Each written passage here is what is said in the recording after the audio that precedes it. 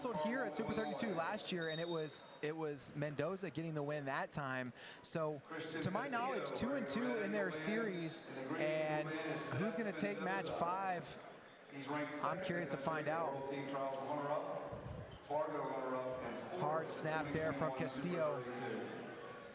Castillo known for his slickness, but he's got a pretty decent hand fight to him as well. Yeah, if there's something about Mendoza, he wrestles really, really hard. He likes to get his hands on guys, pull them down in short offense, get his go-behinds, shot fakes here and there, and then snap them down. So Castillo's definitely going to be in for a tough hand fight here. Yeah, absolutely. Nice shot there from Mendoza. More of a level change, I guess. Not all the way committed. Now a little more committed. Single leg attempt. Wow. Go behind attempt there for Castillo. Mendoza able to square up, though. We go back to center. 1:05 on the clock in the first period. Castillo been dealing with that tape on the head for a while. And nice underhook there from Mendoza. Stuck down in short offense here now as Mendoza controlling the elbow. See if Castillo works the score here. But it's Mendoza actually shooting out of the front headlock. Looks like we might get stalemated here. They're going to clear. Back up. Mendoza 2-on-1. The matches between Mendoza and Castillo have tended to be pretty close over the years, so I wouldn't expect this to be real one-sided. Yeah, as we mentioned, Castillo coming out on top in that best 2 out of 3 to make the U17 World Team. He then went on to U17 Worlds, finished as a runner-up and silver medalist. Good fakes there from Mendoza, not really getting Castillo to bite on him, but that may come later, and that's a nice little fake there from Castillo. First period, no score. And coin flip says Castillo. He's going underneath. Mendoza pretty tough on top. Bottom wrestling, not really a big liability for Castillo, but something he's got to be aware of. Yeah, Mendoza, he can ride hard. I had him in his semi against DeCraker. He was able to win that match. Got a couple takedowns and then a couple hard rides. So Castillo able to kick away pretty quickly, though. He gets his escape just 10 seconds in to the second period. He's going to take a 1-0 lead.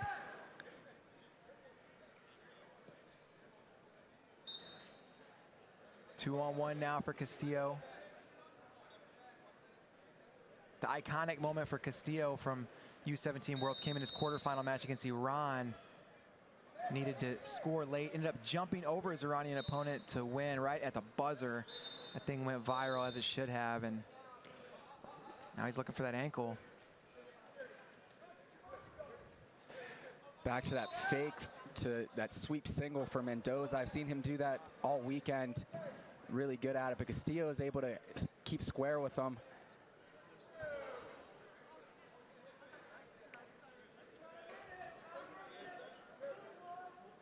Mendoza picking up his footwork a little bit.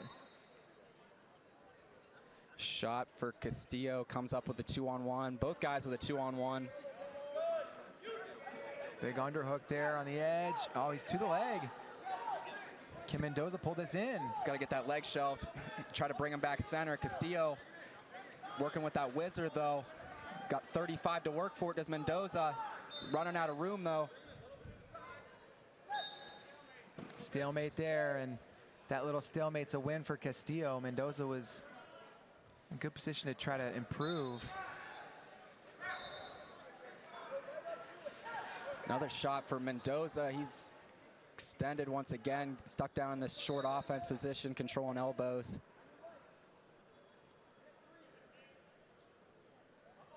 Another attempt, and wonder if you're going to see a stall call go against Castillo anytime. Yeah, Mendoza's definitely been the aggressor in this match. Castillo's staying in there, though. He's not really evading, just definitely share of attacks going in Mendoza's favor. All right, Mendoza going to go bottom, try to even this thing up in the third.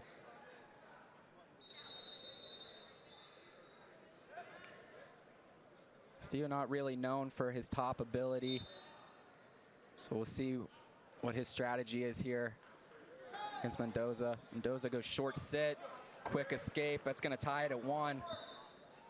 Back to our feet, such familiar opponents, and both guys picking up their footwork and fakes a little bit more.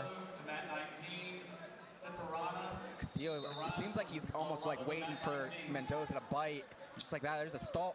Castillo's first stall warning. So he's got to keep that in mind. There's a shot for Castillo. Oh man, salvaged it. Mendoza looked like he was on path to a go behind, and that's another stall call. Wow. 2-1, Mendoza with the lead. Castillo's got to go get a takedown. What do you think about that stall call, David? You know, they're trying to call college out of bounds rules here, and you know, that's backing off the mat like that. Could be a stall call. It's not terrible. Don't hate it. Castillo in on the single leg now. Mendoza able to pull the arm up though. Both guys kind of in a 50-50 position. Seems like Mendoza able to get his foot back. So we go under a minute. You mentioned earlier, David, in that quarterfinal U17 Worlds, Castillo needed a score and he got it. He's going to need to pull something out of his bag of tricks here too. Trailing by 1. Yeah, he had to get clutch and dig deep in the quarterfinals against, no, it was round of 16 and Matt O'Neill. Yeah, one in tiebreakers with a turn. Another shot for Mendoza. And extended in the dump position once again, controlling the elbows. This is good for Mendoza. Oh, as I say that, Castillo shucks it by, and he gets a takedown. He goes up 3-2. 16, how many seconds we got left? 15 seconds left. So yeah, this kid, man, he's got ice in his veins, but now with that stall call, can he ride Mendoza for 15 seconds and drop it to a leg right away? Probably not gonna be an option. Caution goes against Mendoza. Mendoza was able to get out quick to start this period. He's gonna need to get out again to send this one to OT. Mendoza has hand control.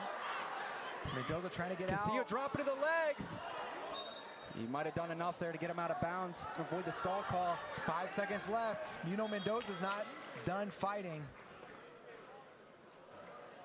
It's a stall warning issued to Mendoza for his shoelace coming untied. And that's a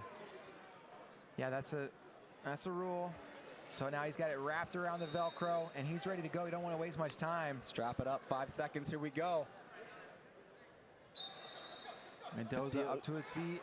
Kicking, rolling. Castillo down on the ankle. And that's gonna do it. Christian Castillo makes it 3 in a row over Seth Mendoza. These guys are gonna be wrestling for a long time. And Christian Castillo earns the belt with a clutch takedown late. Valiant Preps, Christian Castillo, Super 32 champ. Rematch of our 106-pound final from last year. I'm so pumped to see round 2 of this. Yeah, I can't wait.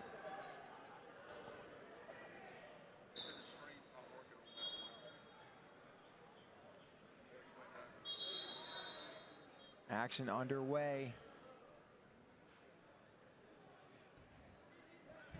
Bassett trying to bring that hand fight, take ground early, and that's no surprise. Yeah, I had Bassett in his semifinal. Gave up the first takedown, then just racked off takedown after takedown. Ended up winning that one 29-13. Knox also gave up the first takedown in his semi, but you know, similar to Bassett, he then turned it into his match. That was against Nate Desmond. He ended up winning that 9-4. That was a rematch of a semifinal from last year as well. Knox and Desmond squared off. Slower pace than I expected to start this one. These guys both brought a game plan, you gotta believe. Yeah, absolutely. Knox is known for his game planning abilities, and you know, both these guys also, I think, cut a pretty significant amount of weight. They're big for this 113-pound weight class, and see what they've got cooked up. Bassett controlling that hand fight. Knox now in on the shot, coming out the back door with the single leg.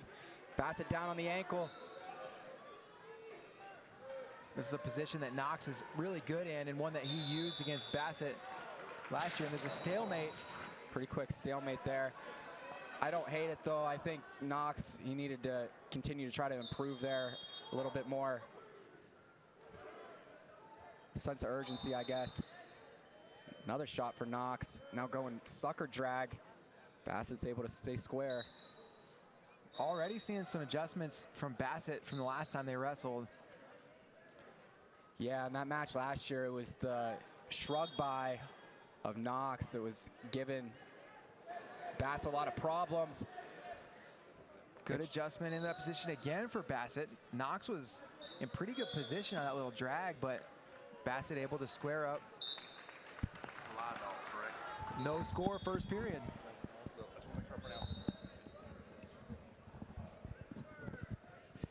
Knox gonna go underneath. So after period number 1, I think that's a win for Bassett. I do too. I mean, he made some good adjustments, and positions where Knox was scoring last year, he hasn't so far. And he was able to control the hand fight for a lot of the period. I think that's good for him.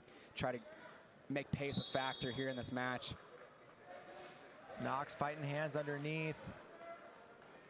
And Bassett following thus far.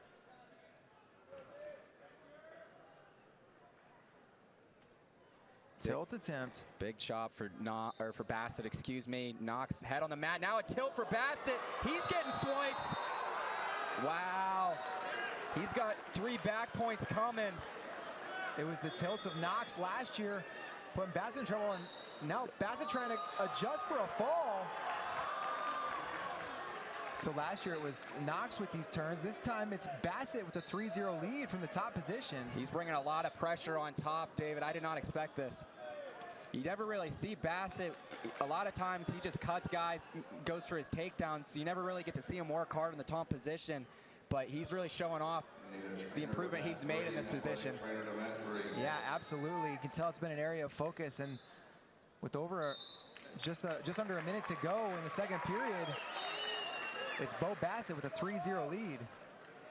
Huge turn there for Bassett.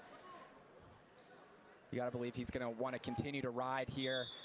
See if Knox is able to answer, get to his feet.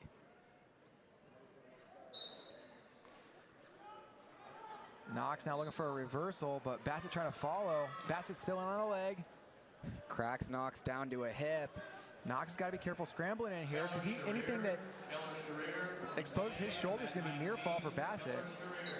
Looking to set the corner as Knox. He's got the ankle hooked. He's close to the cradle. Bassett's going to bail out. Reversal there for Knox. He's going to make it 3-2. Under 30 to go in the second. See if Knox gets to work on top. Knox hunting for wrists on that right side. Tight waist on the left. Bassett's doing a nice job sealing off.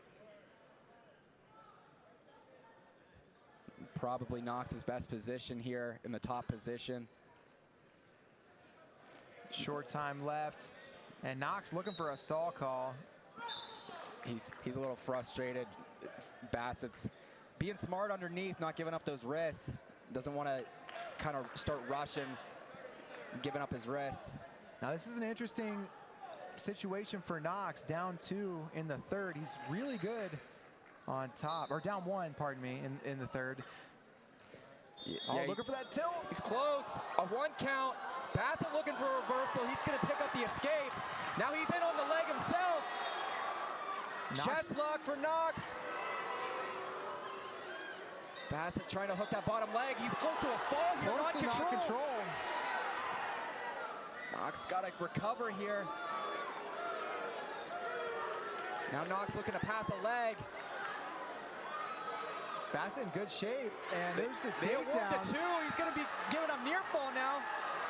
Just a 1 count so far. Now they're counting. Wow. Bassett came to wrestle today. He's got 3 near fall in pocket. That's going to make it 9-3 with the escape for Knox. That sequence where Bassett earned the escape and was immediately in on the leg attack was the difference maker. And now Knox down 6. Yeah, he didn't give Knox a chance to recover there after picking up the escape. Just went right back in on the leg. Got in super deep. Now Knox in on the leg. Knox gonna pick up the takedown. Bassett's just gonna bail out on that one. Make it 9-5, 10-5 with the escape. 54 to go. So Knox got to be thinking takedown turn. I don't think he's going to be able to play the takedown game here. Bassett's not going to stop coming forward either. Bassett's still heavy with that tie.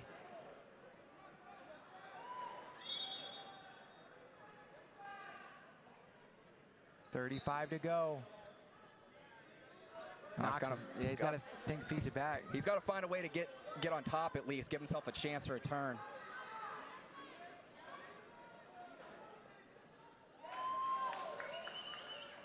Can't find his way to a leg though. Bassett saying solid, but there's a warning on Bassett. That's his first.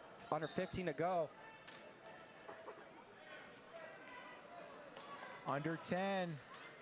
Bo Bassett looking like a Super 32 champion. And man, they embrace before the clock even runs out. Big flex from Bassett. He is fired up. Man, he's been thinking about getting that match back for a year, and he got it done. 1-1 in the series now. I said we run it back again next year. Yeah, let's see that match as often as possible. And I cannot wait for this next one at 120 pounds. It's Luke Lilledahl, currently number 2 in the country, against Jordan Raney, the guy who beat the current number 1, Jax Forrest. Yeah, Raney in that quarterfinal. Forrest was having his way.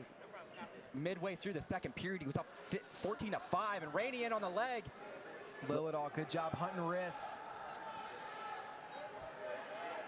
And Raney, I tell you what, he will not stop coming this entire match. Both the Raney brothers, they wrestle so hard, but Lilledahl, to his credit, he does as well. He does, and his speed is world class along with his technique. I mean, this guy, he's a world champ for a reason. Yeah, we saw Lilledahl show that speed off against Bo Bassett, actually, the U17 trials. Nice duck there for Lilledahl. He's going to pick up the takedown. That was slick. Yeah, awesome speed on display there. And now Lilledahl trying to go to work on top. Raney wrestles back into him, though, picks up the escape. Nice job. Raney is not worried about wrestling from behind. He's going to keep coming. Yeah, it doesn't matter how many times he gets taken down. He's getting right back up. He was down 14 to 5 in his quarterfinal against Forrest, and was also trailing to Jake Craps before he came back and ultimately pinned him as well. Back-to-back falls while trailing. Crazy. Lilledahl, a champion here at Super 32 last year at 113 pounds. Trying to get matching belts. It's good to have 2. You never know when you can use another one. The Raney brothers from Union County in Kentucky. Really good things happening down there in that program. And Lilledahl, originally from Missouri, now wrestles at Wyoming Sem. Second period, we'll see who gets the toss, and it's going to go to Lilledahl. Lilledahl's choice. He's going to go neutral. You'll see Lilledahl do that with some regularity. Doesn't focus a lot on the bottom position. Yeah, he just likes to keep the pace high. Raney in right away on a double leg and gets a quick finish. Saw him go for the head. He's looking for that cradle. He loves that cradle. Raney, he can ride too. Brings Lilledahl back down. Fishing for the head, like you said. Lilledahl up to his feet. Oh, cradle locked up. Loses it, man. Wow, that had to be scary. Now Lilledahl coming hard, and Raney, I think they knocked heads. I don't know if hopefully is an eye poke that he can kind of blink off, but yeah, hopefully not a concussion. They're going to take their time with this if it's a head injury. Yeah, Lilledahl, you can tell he was a little bit, I don't know, shooken up after that cradle attempt. Just started jumping back in, trying to get to a leg. And they knocked heads a little bit, but I think he's all right. We're going to get back to action. 125 to go in the second. Now Raney back in on the leg. Brings it up, has a foot on the outside. Lilledahl looking to pick an ankle. Raney gets it up high, looking for the trip. Raney so quick from that level change to the leg, and Lilledahl felt it the first time, and now making an adjustment, was able to stalemate this on the edge. Knotted up at 3, 1:02 to go in the second. It's been a slugfest, just like we predicted so far. We'll see how significant that choice to go neutral will end up being for Lilledahl. I have a feeling we're going to see a bunch more points in this match, but if not, Raney's going to get his choice in the third, and that could be big. Possibly take the lead, yeah. We don't see any more points this period. Like you said, though, I imagine these guys are not going to stop scoring because they're not going to stop attacking. Shrug attempt there. Now a single leg for Lilledahl. Shrug to the other side. He's moving his feet. They're going back and forth. Now Lilledahl with the go behind. Oh my gosh. Wow. Raney's still wrestling. Stopping. They award 2. I'm surprised about the 2, but there it is. There it is. Wow, what an exchange there. Lilledahl was not going to stop moving. Raney was meeting him there too. Raney, the guy known for his pace, but it's Lilledahl who put on just an absolute display of his conditioning there, and he holds on for the ride out. That was probably a solid 12, 15-second sprint by Lilledahl, just going one side then the other. Paid off for him to pick up that takedown and give him the lead 5-3 with Raney's choice. Huge late takedown, and the ride out also massive there for Lilledahl. That was a hard ride that was hard to follow. Yeah, that's huge, because now Lilledahl, he's got the 2-point lead, even if Raney gets this escape. But Raney looking for the reversal, actually. He's got the leg up. Wow, he dropped it. He's close to a reversal. They're just going to give the escape. I think they were out of bounds. 1 on the escape, I agree, is the right call. It's 5-4. Now, Raney's got to go get a takedown. You know, Raney's going to come hard. There was a point from bottom where I thought maybe Raney's pace is slow, but it was really just he was hunting for that elbow of Lilledahl. Yeah, he was looking for that reversal right away.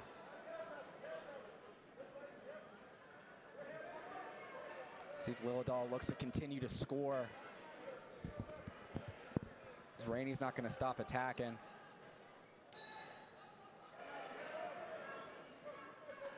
Both the Raney brothers, they really came out on fire at Fargo. Jordan was 4th there. Jaden won it at 106. If Jordan Raney can pull off this upset, he's going to have a really strong case for #1 in the country. Wins over Bo Bassett, Jax Forrest, Luke Lilledahl, Jake Craps. That's a really strong resume. But he's trailing right now. About a minute to go. Lilledahl giving up a little bit of ground, and Lilledahl better be careful not to take his foot off the gas too early. Still 40 to go. The pace, we're not really seeing it right now from Raney that I expected. Lilledahl doing a good job keeping those legs back. Raney not able to dart in on that shot. 25 seconds left. Yeah, Lilledahl down blocking really well. There's the first warning on Lilledahl. Shot, re-attack for Lilledahl now. He's got the corner on the single leg. It's a good just time waster for Lilledahl. We'll see if he even attempts to finish. He's got that wrist now, does Lilledahl. Wow, Raney wrestling with 5 seconds left. Almost able to shuck it by Lilledahl. Incredible match. Luke Lilledahl finishes his 2nd Super 32 title. And man, Raney was hunting that entire time. Great match by Raney, great tournament, great showing. But it's Luke Lilledahl now 2-time Super 32 champ. What a match by both guys. Came down to the last exchange. It's well out every year. Yeah, it was a little bit of a rebounding performance for Gibson. He lost to Vinny Kilkiri at PA Power's True Power event, and now he is in these finals, and man, wrestling great. He had a pin over Aiden Valencia in his semifinal match.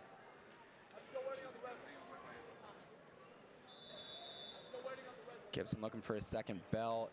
He's got to go through #2, Ben Davino.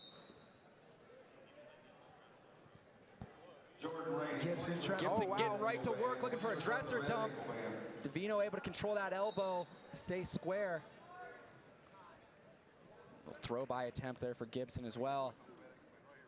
Mason Gibson, he kind of has a little bit like inconsistent the way he performs. Like, he's his best when he's out there looking for his offense. Some matches you see him like shut it down and like almost try to strategize too much for the match. He's his best when he lets it fly. And he's in on another shot. Davino pulls it up. Yeah, absolutely right. And sky is the limit for Mason Gibson if he can unlock a consistent offensive approach. Yeah, when he's going, he's hard to stop. Davino, to his credit as well, he has some really slick offense in that semifinal against Braden Davis. What ended up being the winning takedown got off a slick elbow control duck. There's a stall warning on Davino. Yeah, Gibson's taken a lot of attacks, earned that stall call. Heavy club there for Gibson. Elbow control for Davino, now 2-on-1. And this may allow him to slow Gibson down for a little bit. Wrestling from space has definitely been favoring Gibson. Yeah, Davino's a guy who likes to get his hands on you, where, like you said, Gibson, he really likes to wrestle from space, get his fakes going, move his feet. There's the stall warning on Gibson, so each guy with one stall warning early in this match. It's interesting. Mason Gibson, the second Super 32 finalist we've seen from Bishop McCourt High School. Bo Bassett was as well. Thought maybe Jax Forrest would make it a third for them. Yeah, that'd be crazy. One high school with 3 Super 32 finalists in a row. Shot by Davino, short time. Scoreless first period. But, you know, if you're looking for who won that, I know both guys have a stall call, but Gibson definitely with the momentum after the first period. Yeah, he was definitely the closest to scores. Davino still trying to figure out how to approach this match from what it looks like. Gibson to his feet, Davino returns. Granby for Gibson, clears, no escape awarded yet. Davino has him down in front headlock, and there's the escape. Nice Granby there by Gibson. Yeah. Looks like it was gonna be a big mat return for Davino. Yeah, big hard mat return attempt, and Gibson just reacted perfectly.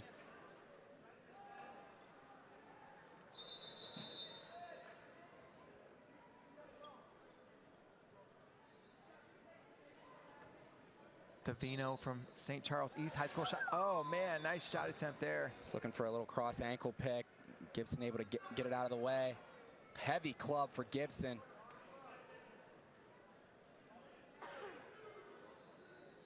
Davino keeps clearing that hair out of his eyes. That's kind of a habit of his. Yeah, it doesn't seem that much fun to me, having your hair in your eyes constantly. Shot attempt there. Gibson, Davino looked to drag, go behind. Davino looked like he was trying like a little like cross, like foot prop. Trip that cross foot of Gibson, wasn't able to get it. Now Davino taking ground. Both guys have a stall call, so. Davino getting his fakes going. Has Gibson on the edge. Gibson's got to circle in with that stall warning. Good job circling in. Smart tactics from Gibson. Now wrist lock there for Davino.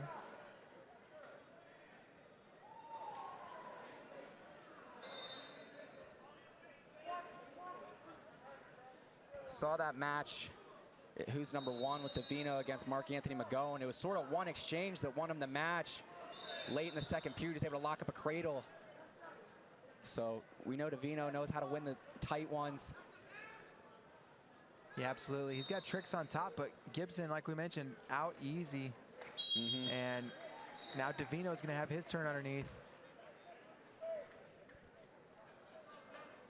David Taylor over there in the corner telling Gibson, keep him down, ride him.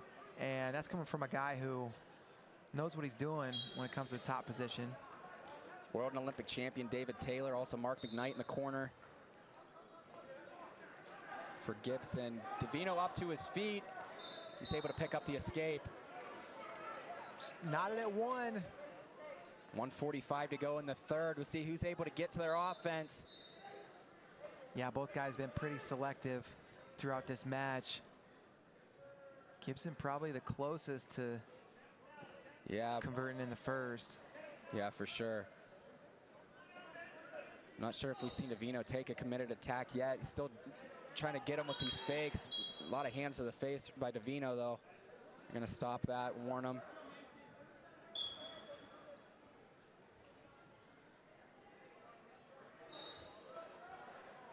A lot of tension in the building. People are just waiting for something to happen. Yeah, somebody to fire off a committed attack.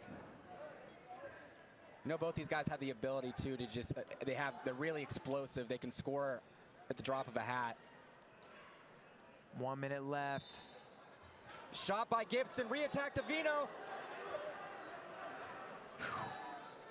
There's that speed.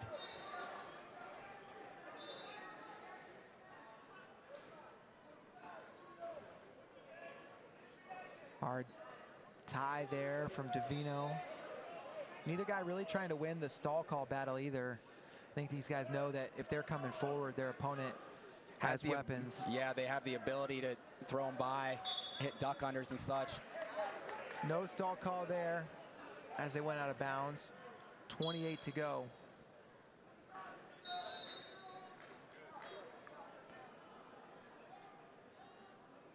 To go. We see if either guy really commits to an attack or if they're going to be okay with headed to sudden victory. Gibson goes inside reach. Davino sitting in the corner now. Gibson coming out the back door. He's got 8 seconds. Now coming to the head is Gibson. Davino locked in the leg. It's close. No takedown. Gonna run out of time. Great action there from both guys. Nice job by Gibson to continue moving in that exchange. He was really close. Another couple seconds, he could have picked that one up. Neither guy willing to concede there. Gonna head to sudden victory. First score wins in this 1 minute sudden victory. If there's no score, we'll head to an ultimate tiebreaker, which I believe it would be Gibson's choice in that ultimate tiebreaker if we get there. Davino looking for the leg. Gibson Lat drop attempt for Gibson. Davino, he picks up the takedown. Wow. Man, Davino says, this is my mat. He's fired up. Man, so pumped. Vincent Robinson, Dominic Munaretto over there in the corner, giving him high fives, and great battle. Davino, definitive about this being his mat. He's pretty at 132 pounds. We've got 2 future Michigan Wolverines, and it's Brock Mantanona who drops in on a shot right away. Mantanona locked on the leg. Sergio Lemley trying to counter, and he's pushing the hips of Mantanona away. Lemley able to slide off now. He looks like he might try to work out a short offense. Comes up with an underhook. No score there. Sergio Lemley, ranked number 2 in the country. Wow, Brock Mantanona he's looking to throw a leg in. Lemley drops in on the leg now, looking to come out the back door. Mantanona kind of showing him some of that Mantanona funk that all the Mantanona brothers are known for.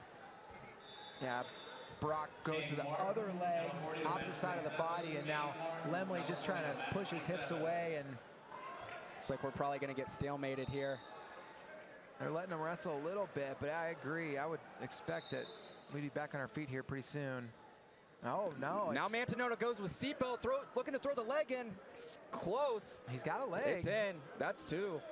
Takedown awarded for Mantanona. Man, I'm glad they didn't call that stalemate. Let that position Mantanona progress. Was able to figure out that position after being kind of stuck for a while, but Lemley comes right back with a reversal. He's got a Turk as that well. Leg split. Something that really impressed me in Lemley's Who's Number 1 win over Cannon Webster was his ability to ride. Yeah, you don't see that level of riding in the high school level that often, but Lemley's got it, and now you see him with that.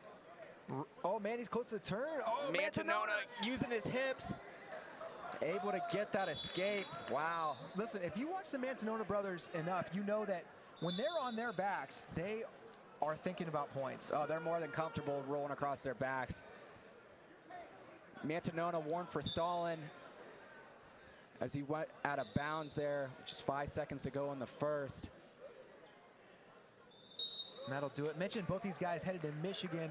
Lemley going to be going there next year. He's a senior. Mantanona just a junior, so he's class of 2024. His older brother, Bo Mantanona, going to be headed there, class of 2023. We've also got Anthony Mantanona sitting over there in the corner right now.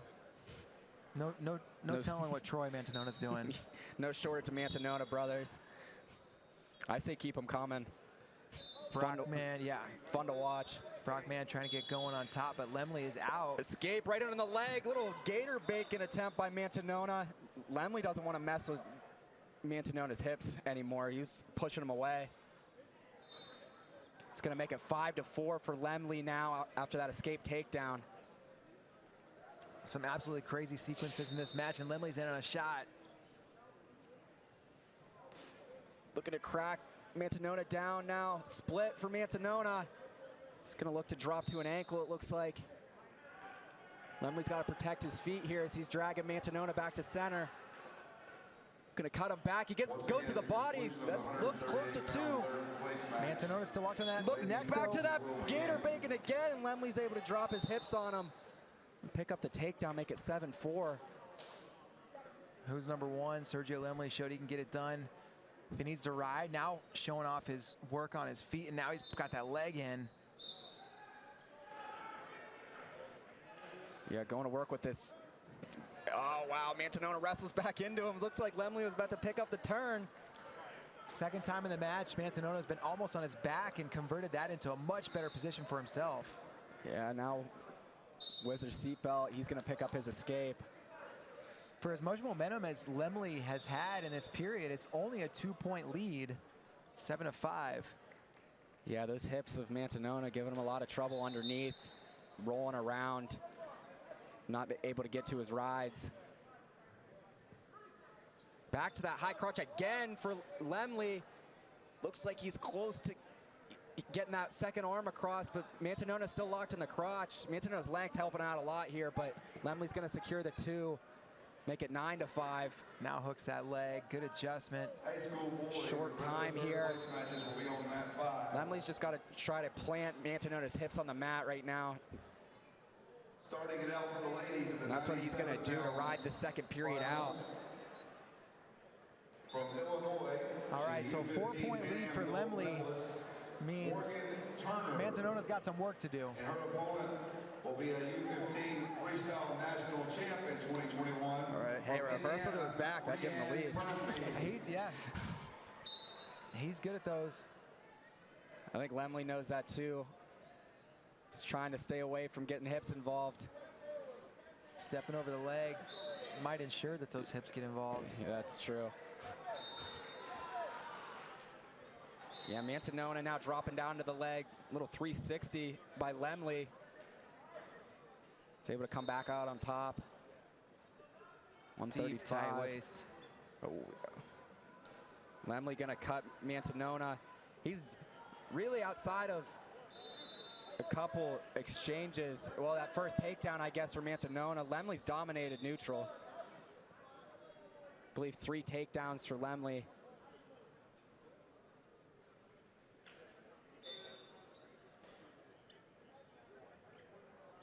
Shot attempt for Mantanona, throw by for Lemley, and he picks up the takedown. Yeah, he's looking really impressive from the neutral position. Lemley looking for bonus points, it appears. And back in on the leg, he gets the takedown. He's really rolling now. Just a 1 count there, so it's 13-7. A couple takedowns away from a major. Lemley seems like he has just a really, really good feel in positions you don't normally see high school kids have. I think he's ready for college already. Just in his hand fight and his top wrestling. Yeah, I agree, and man, nice little duck to a single. Got to be careful with Mantanona, though. He's already tried this a couple times, kicking him through. Head inside the knee helps there for Lemley. Yeah, he's got to keep his hips flat here. Not let Mantanona roll him through. Just 15 to go here. Lemley hops his hips over. Gotta be careful not to put your head to your knee here if you're Lemley, but short time. Stalemate, potentially dangerous actually the call. 4 seconds to go. And it's looking like Sergio Lemley gonna win this thing 13-8. That is an impressive win. Don't count a Mantanona out if there's time on the clock. I won't count him out.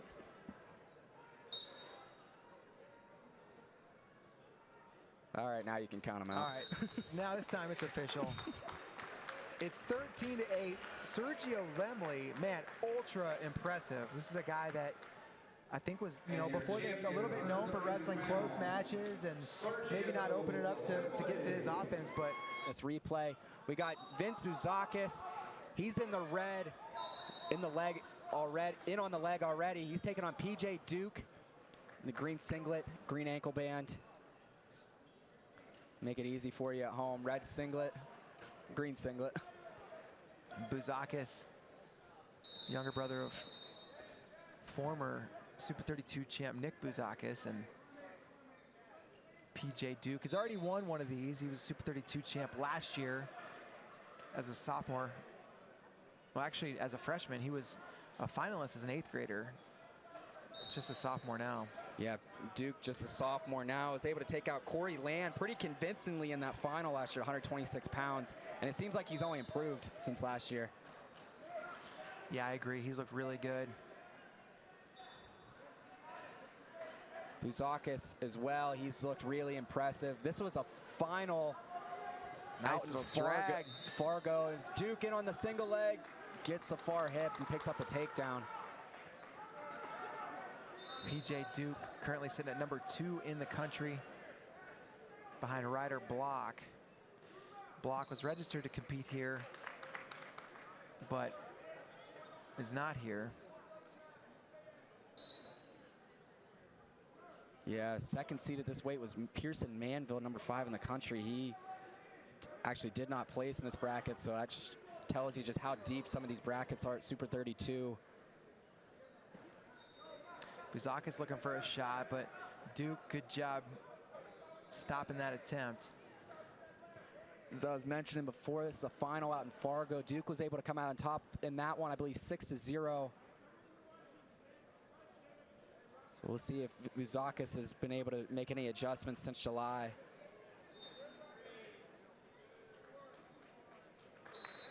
And that'll do it. Just the one takedown in the first period, but PJ Duke never stops coming, and Bouzakis gonna go bottom, start the second.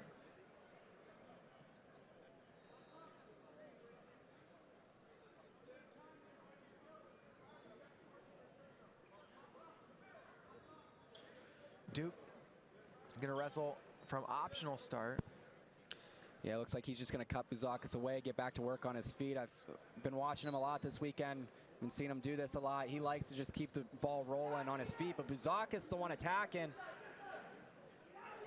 Vince Bouzakis, number 7 in the country, but hasn't had a win over an opponent like PJ Duke, somebody at that level.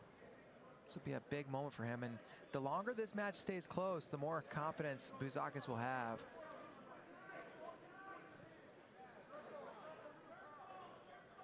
Both these guys, sophomores. Good timing there on Duke on that shot, but Bouzakis brings it up with a whizzer. Hard whizzer pressure. Seatbelt now for Duke, though. Not a bad position for him. He comes up to the head. These guys are wrestling like a couple of people that want to let it fly, want to see a big move.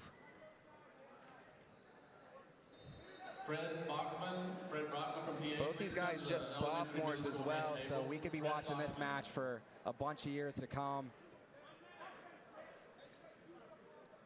Two really, really incredible sophomores. Wow, nice duck there for Duke.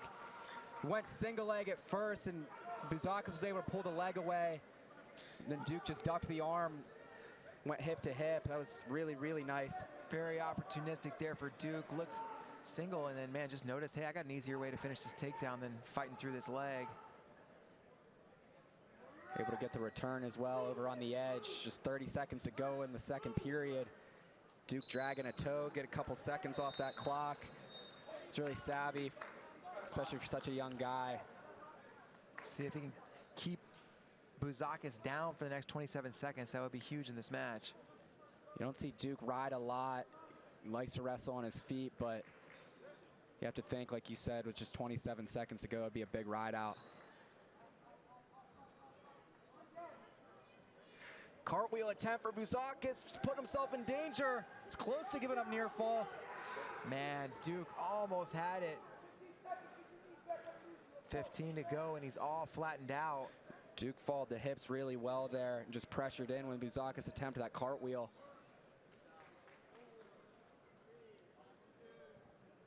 All right, so third period. Bouzakis trails 4-2, and Duke's going to go bottom to start this third period. See what Bouzakis decides to do here, if he's going to try to ride or see if he can pick up a couple takedowns. He's going to show optional as well. Rather give himself a chance to go for 2 takedowns than a turn. There's the escape. It's going to make it 5-2 for Duke now. Full third period to go. Shot attempt there for Bouzakis. Duke's the one re-attack to the single leg. He's close to finishing. Got rear standing, hands touch, that's a takedown. It's gonna go up 7-2. No escape awarded as they go out of bounds. Duke's really good with his re-attacks with that drag going to the single leg. You know, and something about PJ Duke historically in big matches like this too is his third period is often his best period, and that's hard to do. Yeah, his pace just seems to build as matches go on. And as you say that, he's right back in on a double leg, runs right through him, make it 9-3. And he's showing optional start again. He's ready to start putting the points up. Yeah, he's thinking bonus, and he would need 2 takedowns to do it. There's the escape, 9-4 now for Duke. Right back in on a single. Whizzer for Bouzakis. Duke brings a knee up. Man. Good finish. He's so good at that finish. Pound the head, catch the ankle. Easy finish there for Duke. Make it 11-5 now after the escape. Still a full minute to go. 6-point lead and plenty of time. Duke going drag off Bouzakis' shot. He's gonna run him out of bounds. Bouzakis gets up and, I mean, just looks a little bit overwhelmed. Yeah, it doesn't really seem like Bouzakis, like he's not tired. He's just can't really like get anything going because Duke is bringing so much pressure forward. Finally, Bouzakis gets to that underhook. Duke now with a 7-point lead. Had the major. Wow. Man. Wow. That was impressive. Kind of jumped to get Bouzakis to react and drop to the leg. Now he picks up another takedown off the go behind. Throws the headlock. PJ Duke. Man. Just one-arm headlock there. Picks up 2 near fall. This guy's not going to stop wrestling until not at all. They stop him. He just runs him over out of bounds. 19-8 the score. I can't even keep up with him. Just talking about him, let alone wrestling with him. 23 seconds to go. You think he gets another takedown? 1 or 2 or 3 maybe. Yeah, this guy is not stopping.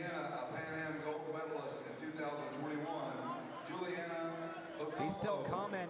Seatbelt for Bouzakis. Just 10 seconds to go. Duke still snapping, looking to run the corner. Feeding him hips, going one way then the other. Looking for this drag to get the last one. He gets it. It's going to make it 21-8. PJ Duke. Just a sophomore, already 2 Super 32 belts.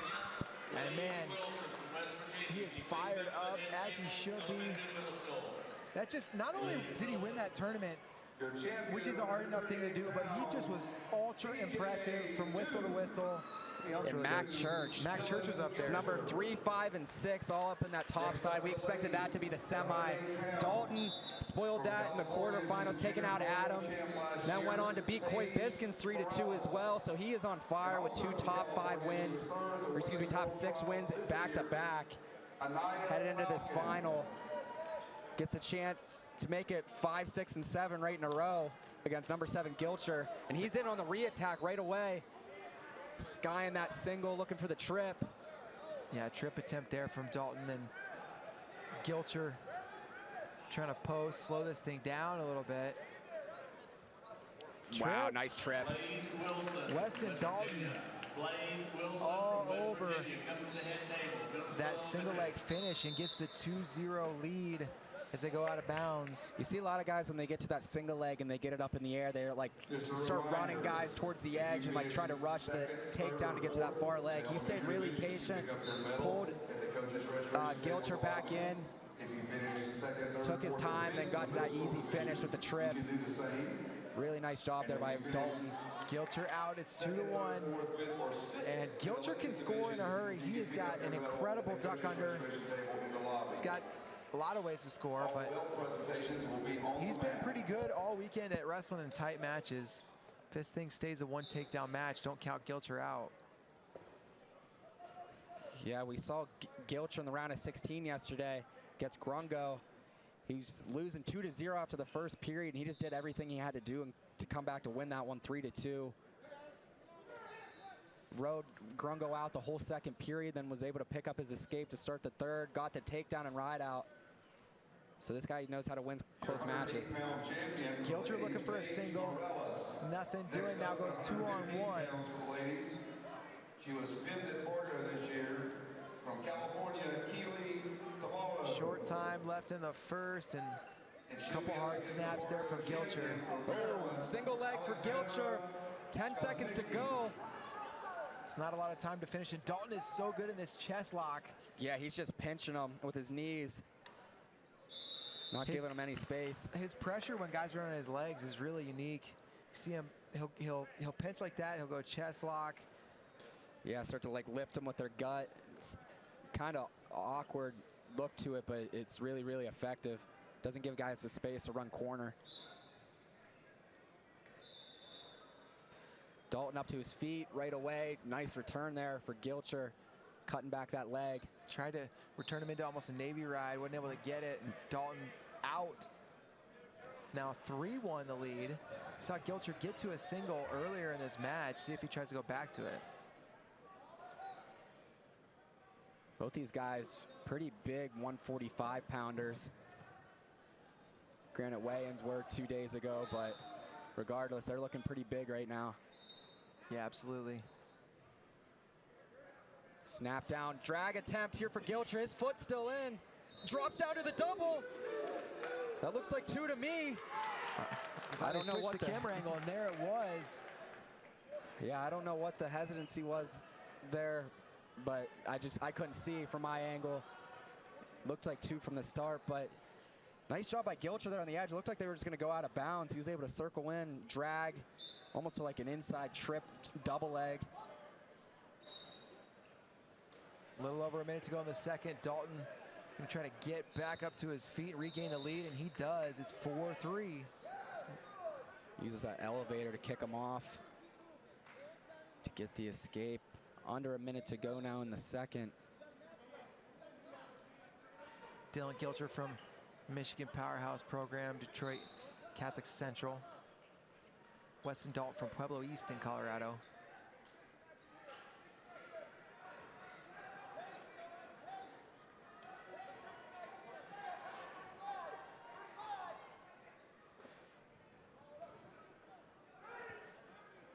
.30 seconds to go. Wrist control there from Dalton. Both guys now with the takedown, they're a little cautious. It'll be Gilcher's choice to start the third. So there's no change here with 15 seconds to go. Has the ability to tie the match with an escape in the third if that's what he decides to do. Third period incoming.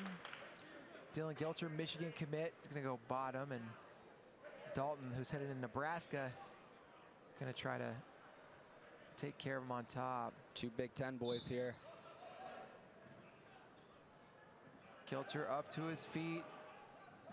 Dalton not able to hang on, so it's 4-4. Who's got another takedown in him?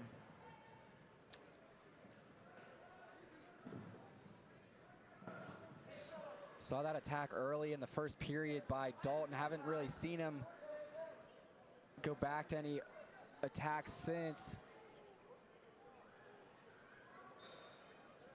Gilcher with that takedown on the edge. Now an underhook for Dalton. See if he uses that. Gilcher with that overhook he's got a lot of pressure. Yeah, he's really pinching that elbow down. Dalton fakes at the ankle. Now the underhook for Gilcher. Yeah, he ran into that one. Sort of over-under now. Guy's in a similar position. Gilcher snaps. Oh, nice shot there out of the underhook by Dalton.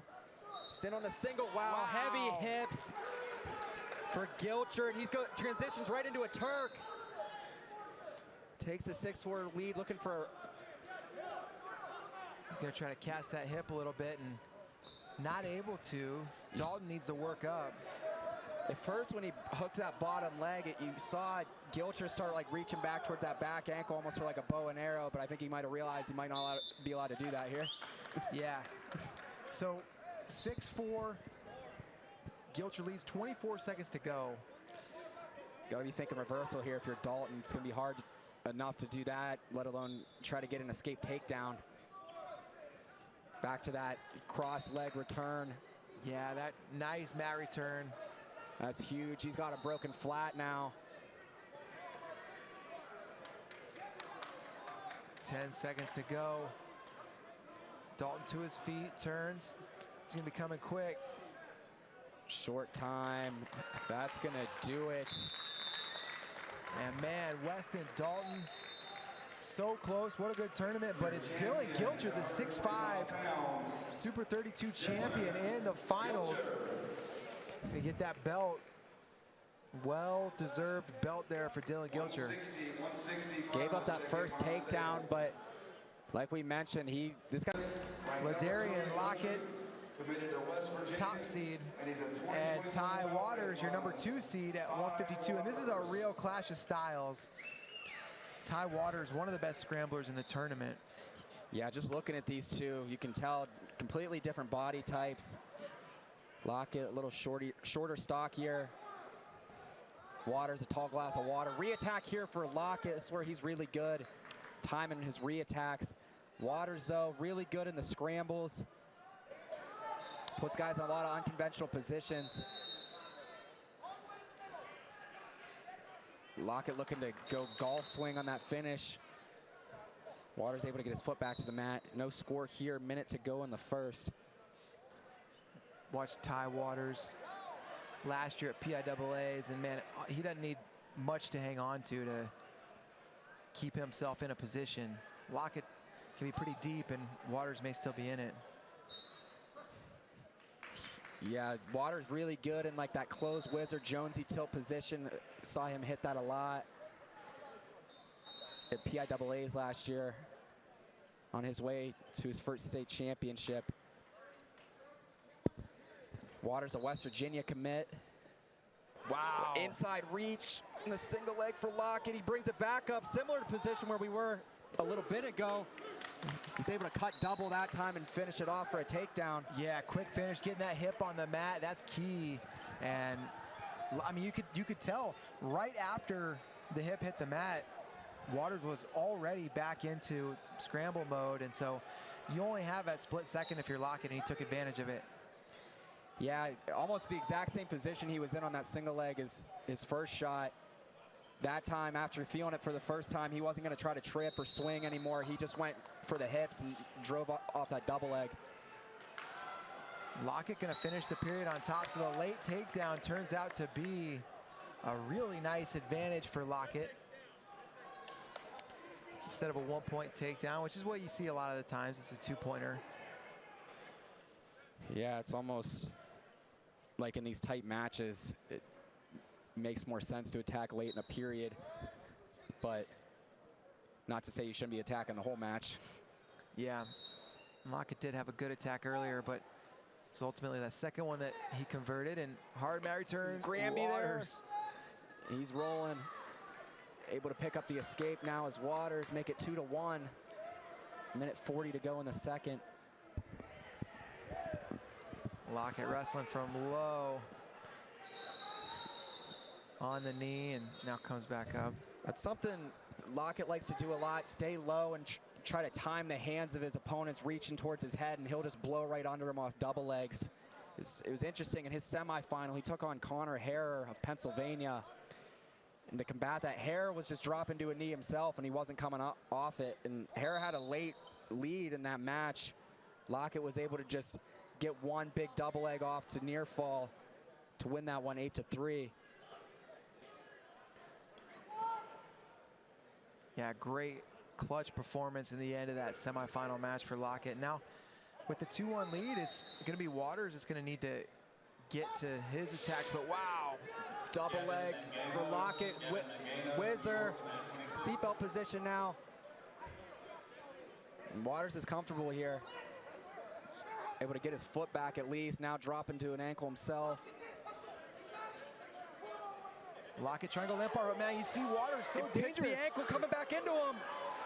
Foot still in bounds. Lockett still down in the ankle though. Lockett gets his head under the leg.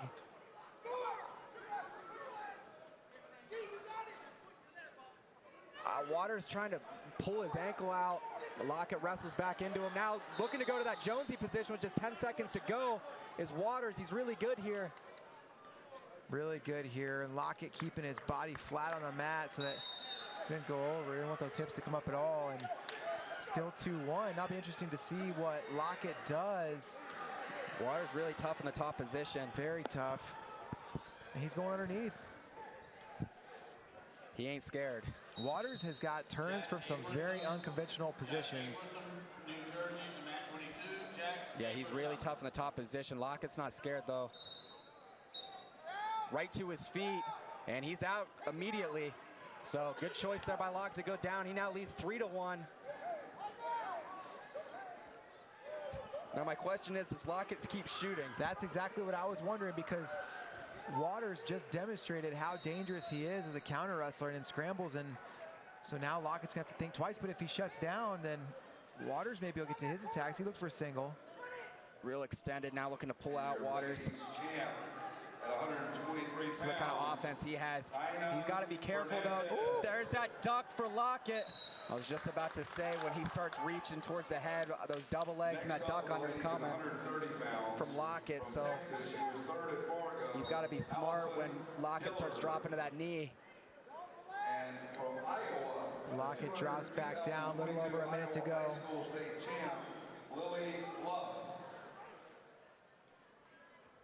Lockett throwing those fakes, just trying to keep Waters at bay. Waters pulls himself into an overhook, just trying to get his hands on Lockett. Lockett wants to be in this space where he can get his momentum going on these shots. Just 50 to go. Waters, little low single attempt. Lockett with those, or excuse me, Waters with those long arms. I've seen him get that at times. He'll just reach from space for that inside reach on the heel, and he gets it sometimes. 30 to go now. Waters got to put something together here. Lockett continues to just level change and fake, and he hasn't even really been in danger of being hit for stalling. Getting the timing kind of messed up for Waters. He gets on a single leg. Lockett just gets himself out of bounds, doesn't want to mess with the hips. Good attack there, and with Darian Lockett putting together a very solid finals match so far against a tough opponent, but Waters still with time. 8 to go, duck attempt for Waters. And that's gonna do it. Ladarian Lockett. Big screen, big flex for Ladarian Lockett, the sophomore from Stillwater, Oklahoma. Super 32 champion. Yeah, just from start to finish, really smart match there for Lockett. Control. 60 pounds. This one's number 3, Nico Ruiz, and number 5, Joey Blaze. Blaze, yeah, with the upset over Joe Seeley in this semifinal. Yeah, coming into Super 32, a lot of us, if not everybody, was just expecting a rematch between Joe Seeley and Nico Ruiz, a rematch from last year's finals, a rematch from just a month ago, who's number 1. But Joey Blaze spoiled the party, was able to get a late takedown to take out Joe Seeley in the semis. Give himself a chance here, win a belt at 160 pounds. Ruiz has that ankle. Can he keep this in and convert? And he's got Blaze on his back. back for a moment. They give it 2. Yeah, Blaze just gonna bail out on that as they'd already awarded 2. Probably smart. Rather than put himself in danger, giving up near fall. Nice job there cutting back for Ruiz, keeping his toes in bounds. Clock's still running here. Ruiz, yeah, keeping that clock to extend the position. And Blaze just wants to get out of bounds. There he finally does. So just 51 seconds to go. And Blaze wrestled from behind against Seeley the entire time and then was able to convert on an attack late. Blaze, a Purdue commit. Ruiz headed to Arizona State.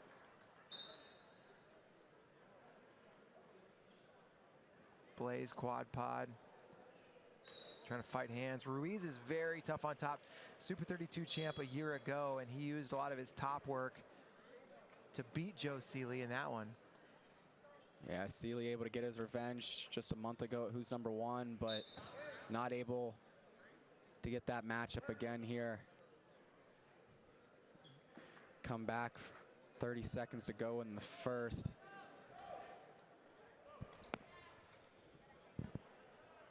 Ruiz definitely looking to ride this period out. Blaze up to his feet. Mat return for Ruiz.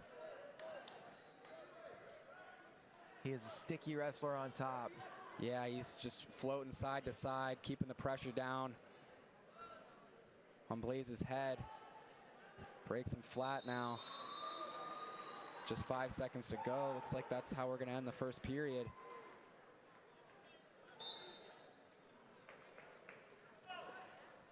Two to 0 for Nico Ruiz. After one, it's his choice to start the second. He's going to go down. Ladies from Texas, Allison Diller. Next up on 139 pounds. Ruiz up to his feet right away. Quad pod here. Blaze looking to bring him back. Mentioned Ruiz tough on top. Blaze has got some good stuff on top as well, but Ruiz able to fend that off. He's out. It's 3-0. Ruiz there, Blaze was looking to kind of pull him down into crab ride. Ruiz just kind of reached back, put himself in like a seatbelt position. Blaze just got himself out of there, wasn't comfortable.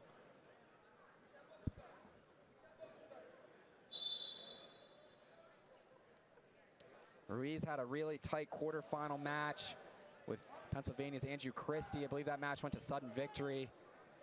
Ruiz picking up the takedown in overtime to win 7-5. Back to a similar position from earlier. Blaze looking to pass the leg. He gets it through, so in a little better position now, not great. Ruiz thinking about putting Blaze on his back here. And still a minute to work, and they're gonna, oh, they stalemated that, and Ruiz is surprised. I am too. Yeah, he was still working there. They were there for a while, but Ruiz was working, looking to improve the position, but regardless, bring him back up 3-0. Blaze now bleeding, but I don't think anybody's noticed. 48 to go, second period.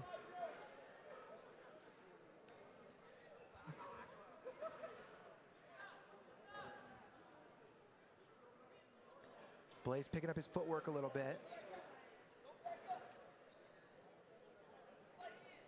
Oh, shot attempt for Blaze there. Re-attack for Ruiz. He's looking to run the corner. Blaze squares up. Looks like he's going to get himself out of danger for now. Comes up with an underhook. Wrestling on the edge. Another shot attempt. Ruiz he's another one of those guys that's so good at hunting for wrists from every position. So a lot of these shots from Blaze, Ruiz is ended up with the wrist, and then meanwhile. Yeah, it's very strange. He's like timing the hands off the shot of Blaze and just kind of pulling him out of the way so he can just get easy go behinds. See Seth Gross really good at that, hunting wrists. Yeah, if you're good at it, it's really good to have. It makes wrestling a lot easier. It's hard to wrestle somebody without your wrist. Blaze on bottom in the third. Can he get to his feet? And trying to roll, collect the ankle. He's got to get that thing elevated. Ruiz adjusting his hips, though.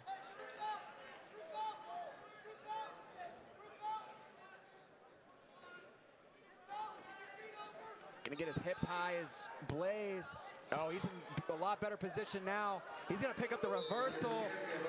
3-2. Looks like we might have something going on here with Ruiz. Not sure what's going on with Ruiz. They're gonna come take a look, and that's... Looks like maybe his hip he's pointing at. Pointing at the hip. Hopefully he's okay. Skylar Slade. And her opponent from Tennessee was third at Fargo. And Maggie Blaze Brown. pulled that ankle up in order to try to work for that reversal, and something in that situation aggravated that hip. Hopefully the trainer will come take a look. We'll figure it out. Yeah, with that leg slip, sometimes like your hip gets turned in an awkward position when they start pulling it in. Yeah, you see him kind of just give up in the position, and man, with that wincing on the face, and looks like he's trying to straighten it out. take some deep breaths here too. Well, that'll make our score 3-2. 1:24 to go in the third. Trying to pull a little weight on it. We'll see what happens there. But yeah, 3-2. Blaze on top. And it'll be interesting to see what Blaze does with a little under a minute and a half left. He's got a big gash in his face on that cheek. Yeah, nobody's noticed that. Yeah, I don't know if blood anybody like plans on doing anything about that. We're just gonna ignore it. No, that's fine. All right, so we're coming back 3-2. Blaze on top. He's showing optional start though. It's gonna make it 4-2 for Ruiz here. Blaze trying to work for a takedown. He's got a lot of time to do it. Ruiz continues to hunt for those wrists. Comes Underhook now up with an for underhook, Ruiz. drops to a shot of his own as Ruiz. Now he's got that ankle trapped. This Ruiz. Blaze going to the splits though, trying to prevent him from cracking him back. Out of bounds. Blaze's foot hit the concrete, so they call that one out of bounds. Oh no, oh no. Hit the concrete, and oh man. Ruiz can barely walk. I don't know. Legs going limp there, it looks like. That's a weird thing to see. I hope he's all right here. Yeah, I do too. Blaze trying to finish this match out on top. Ruiz just trying to get through it. Yeah, just 50 to go here. Ruiz has him on the edge. Probably just wants to take some time off the clock here. Controlling that wrist. And then he drops. Blaze tried to rip his wrist back, and Ruiz just dropped the leg off the pole. Now it's Blaze looking for a Jonesy. Ruiz trying to keep that hip down, and Blaze trying to convert. If he does, can he stay in bounds? He's got his head in. That's two. He's got his head in. No near fall coming, but there's a swipe. Now there's two near fall. Joey Blaze trying to pull off two massive upsets just in the 10 same seconds day. to go. Ruiz now working Two for back reversal. points for Blaze off that. Go out of bounds with 1 second on the clock. Blaze in the lead, 6-4. Ruiz in a lot of pain. Ruiz gonna get back to the center. And Blaze signaling optional start. There's only 1 second left. And he's gonna win. Wow. Joey Blaze, weird match, but Joey Blaze stuck with it. It was a Jonesy with just his head in bounds to win it. College out of bounds rules coming in handy there. He may have been the most surprising Super 32 head in bounds, but or you may not need your head on the mat quite like that, but man, he had to keep it in. Yeah, he needed everything he had to keep himself in bounds. All right, here we go. We got Rocco Welsh, Dasha Lamer. Rocco Welsh, a Pennsylvania guy. He was a Super 32 runner-up a year ago. This guy's won just about everything there is to win, though. Yeah, coming off a win at who's number one over Josh Barr. And Barr and Welsh are really, they're the class of this weight. And the question is anybody else in the field ready to come in and hang with him? And Dasha Lamer trying to prove that it's him. Welsh had a surprising tight match in the round of 16 with Adam Waters out of Pennsylvania. It was 1-1 late. Welsh able to pick up the takedown with about 15 seconds on the clock. Win that one 3-1. Wow. Great ankle pick there. Rocco Welsh in the lead 2-0. But other than that, Welsh has just been dominant all weekend. All bonus point wins, I do believe, outside of that match.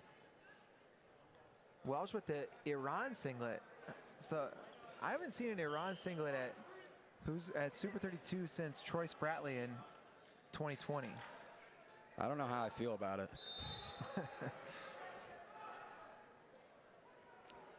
I guess we did just beat Iran at World, so. Yeah, he's just throwing him a bone. He's got the 2-1 lead, 45 seconds to go. They couldn't have the world title. At least they can have some representation at Super 32. I mean, who's the real winner there? Exactly. 30 seconds left in the first. Man, Welsh got to that ankle pick so easily. Yeah, he's really good going from heavy ties, dropping to the leg, like just pulling guys to his shots with underhooks and heavy clubs. Now it's Lamer with the underhook moving forward. He has Welsh on the edge with just 5 seconds to go. Dashiell Lamer, a senior from Oregon, committed to Cal Poly. A couple of his brothers go there. He's also got a brother at Michigan. Welsh headed to Ohio State, part of a really good recruiting class on the heels of a historically good recruiting class. 220s are in the hole. There is no 195 max. 220s are now in the hole.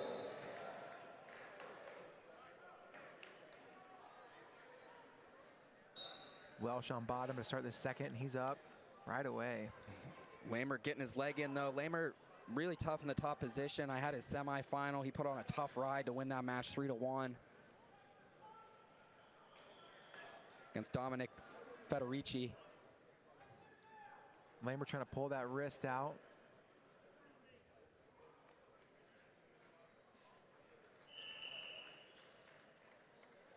Back up to his feet. Gonna call potentially dangerous. High school rule, guy has a leg in on top. Bottom man stands up. They stop it for potentially dangerous. Your ladies champion. Might have been the best thing for Welsh there, though, to get himself a restart. We'll hop over. Yeah. Now leg comes in on the other side for Lamer. 72.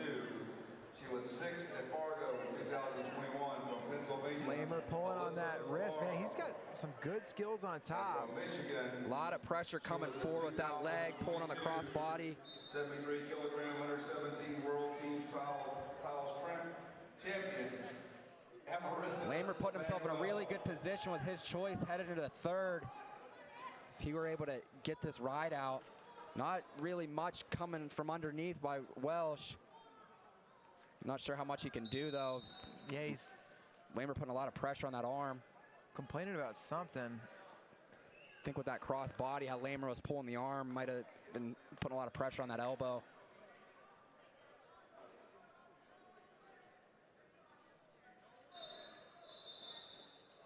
Young Guns coaches in Rocco Welsh's corner. Lamer gets that leg back in, and he's got the Crescent Valley coaches in his corner. He's one of a couple of Crescent Valley guys in the finals here today. Yeah, good showing for those guys here at Super 32.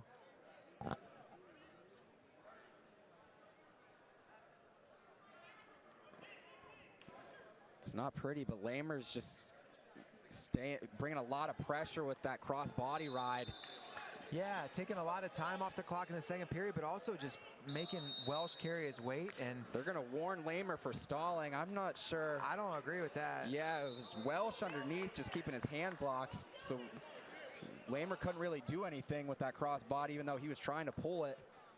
Yeah, I'm surprised to see that call. I could see maybe a stalemate or even stalling bottom, but yeah, I don't agree with that. It's not going to change Lamer's approach. He's going to go right back to that leg. Caution on Welsh underneath, trying to beat that whistle, prevent that leg from coming in. He's got 15 to try to get this escape. Knows that leg's coming in, so just got to be able to try to seal it off, but so much pressure coming from Lemley. Yeah, leg back in, and Lemley's gonna have his choice, only down by a point in the third. Yeah, he's put himself in a really good position with that ride out in this match. His choice to start the third, he's gonna go down. And Welsh signaled over to the corner. He's gonna try to keep him down. We saw him use riding time in his win over Josh Barr, and Lemley right away though, up and out. Yeah, despite his coach is telling him, it looks like Welsh was sort of disinterested in working for the ride. Not much attempt on that. So 2-2, 1:45 to go in the third. Lemley looking for the big upset here over #1 Rocco Welsh. Shot attempt. Now re-attack for Welsh. Set in the corners, Lemley though. He's got that far ankle and he's got the takedown. And Lemley has just had, Welsh had no answers for Lemley on the mat, so Lemley can keep getting to that leg. Huge takedown. He may pull this upset. Keeping that toe in bounds too. Welsh is kind of hanging on an elbow. Clock's gonna keep rolling. Welsh is wanting another stall call. He's looking to the officials. Yeah, keep that stall call in mind for Lemley. He's got to continue to work on top. You got to believe Lemley here, what's in his mind, ride him out. Get that leg in, ride him out. He doesn't even need the ride out to win though. He's up by 2 points. Yeah, true. Just got to keep that stall call in mind if you're Lemley. Welsh now actually getting the leg. Looks like he's close to the reversal. Lemley trying to wrestle back into him, but they're Welsh gets it. Gonna give him the takedown. Lemley's still down on the ankle, but man, yeah. wonder if we'll see a challenge. We haven't seen any in the finals, but Lemley's coach is telling him they gave him 2, so he better start wrestling. He's still got 45. too much time passed for them to challenge, so 40 seconds. Lemley leads. Welsh has to go get one. It's 35 on the clock. Welsh got to go. He gets to the single. Lemley feeding him hips. Now lock coming up big as Welsh, and he brings him down to the mat. Big lift and plant for Rocco Welsh. 20 to go. He needs the ride out. Rocco Welsh gonna try to stay on top. 15 seconds left. Lemley to a sit out. Not much movement coming underneath from Lemley. He's got to go. Just 5 seconds. Lemley to his feet, turns in, but unable to get it. Not the way Rocco Welsh wanted to get, but he wanted to win, but he came up clutch. He's been in the finals here 3 times and now got it done. And Lemley's coach is wanting a challenge. I'm not even sure what for. Possibly an escape late, but Lemley saying that Rocco Welsh was grabbing his. Oh no. He's asking for an illegal move. Yeah. That's what he's asking we'll for. just leave it at that. He's just let's just say he's asking for an illegal hold.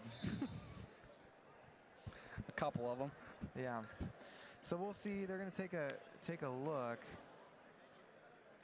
I don't know how much we're gonna zoom in on our screens for you guys, but yeah, we'll just keep the wide angle here.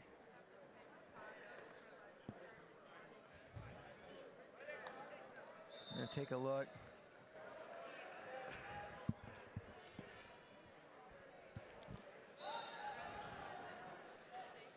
Now, if that did happen, it would be an overtime.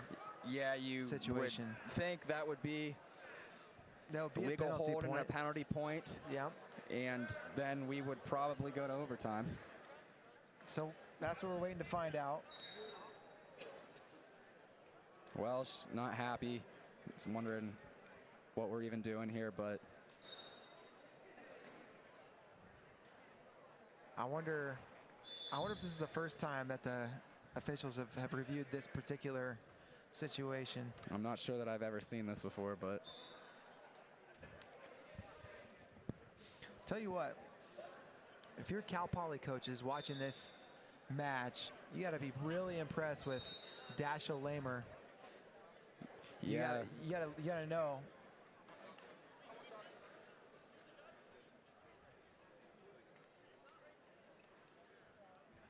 He is looking for an illegal hold. Trying to tell, yeah, so he's trying to tell if, sorry, I'm really into our producer, trying to look to see if Rocco Welsh was illegally holding, yeah, grabbing a part of the body that he should not have been. Didn't think we'd have to say. But listen, our producers, the officials are like, what are they actually looking for? So we have to tell them. All right, so it's a lengthy review, and okay. As you were saying though, the Cal Poly coaches, yeah, you got to be impressed with this performance, win or loss here for Lamer, because as you were saying, coming into this, we all thought Rocco Welsh and Josh Barr, they were the class of 170 pounds, and the question was who can challenge them. Lamer's pointing at the review screen and saying it's right there. Welsh shaking his head and saying no, that's not, but it's the head official who's gonna have to make the ruling.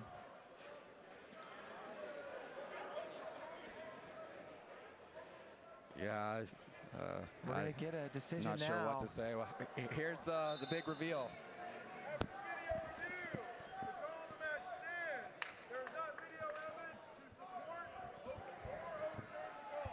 All right, so call stands, and Rocco Welsh gonna win this 6-5. He had to go up clutch, get a takedown late, and it's Rocco Welsh, your champion at 170 pounds. Wins his first Super 32 belt.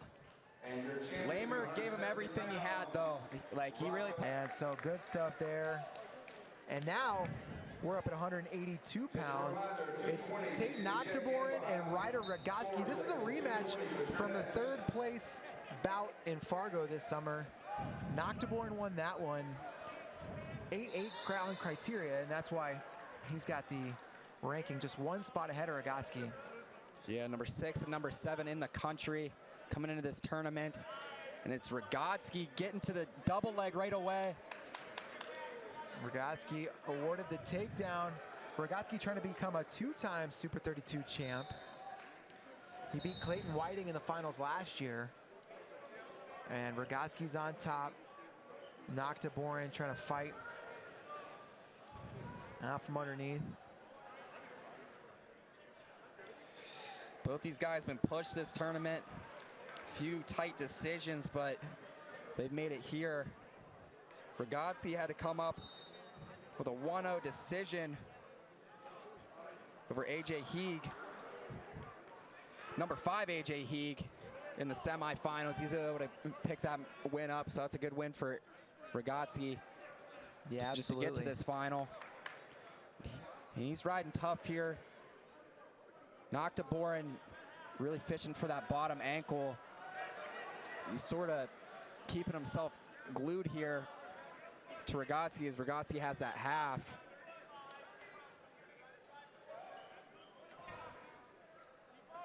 Noctor trying to dig underneath that foot. 30 seconds to go. Now Rotski trying to throw both legs in. Rotski, part of that Pinnacle program, always so tough, and Noctor trains at Big Game in Iowa City area. Thought we were going to see Braden Thompson here this weekend. Number 1, Braden Thompson, but didn't make the trip. Still a top 10 matchup here between these two guys. Yeah, absolutely. Both these guys, seniors. Noctor headed to Iowa State. Rotski going to Navy. And Rotski going underneath. Don't be surprised if this guy reaches back from the bottom position. He's got... He already is. Yeah. A little unconventional from bottom, but starting to bring pressure back in. Close to a reversal already with the leg in. Yeah, he is very close. He's gonna pick it up. There it is, 4-0. Getting back to work on top now is Rotski with his power half. Trying to bring that to his chest. Noctor still just hanging on to that leg. We're gonna get a stalemate. 1:30 to go in the second period. 4-0 the lead for Rotski. He's just kind of controlled this one from Jump Street. Early takedown, ride out, now a reversal. Yeah, he really has. Noctor is gonna have to get an answer, come up with an answer on bottom.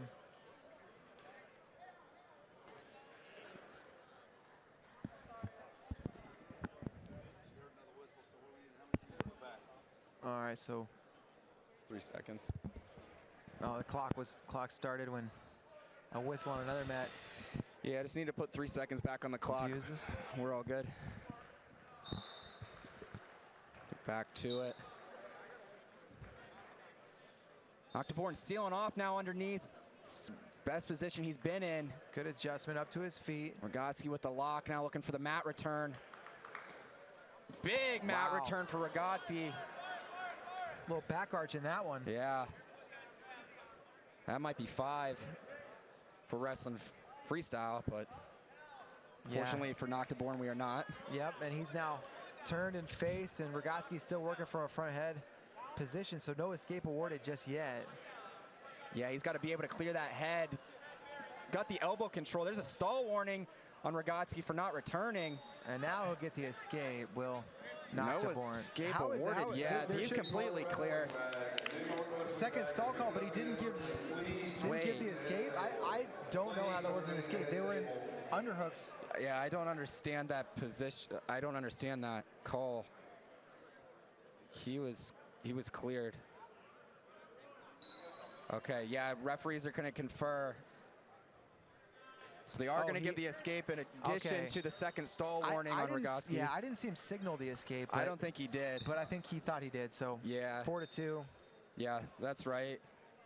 So Rotski, that's kind of bad tactics by him, just hanging out in that front headlock. He gives up not only the escape, but then additionally 2 stall warnings just out of that one exchange. Yeah. Still, you know, 4-2 lead on one takedown is, you know, and having. Yeah, so 4-2 lead with one takedown is like how you would normally be if you had a choice in the third, but he just We got there a little very, bit different, very yeah. strange way. Rotski often takes odd paths to places that people get in other ways. Oh, now he's looking to hook the ankle late, not able to get it. And we haven't even mentioned yet that Ryder Rotski probably best known for his big moves, and so if Noctor thinks this is a match that he's going to have to open up, he's not going to be able to just run forward and come hard at Rotski. He's got. Yeah, he can't get sloppy here.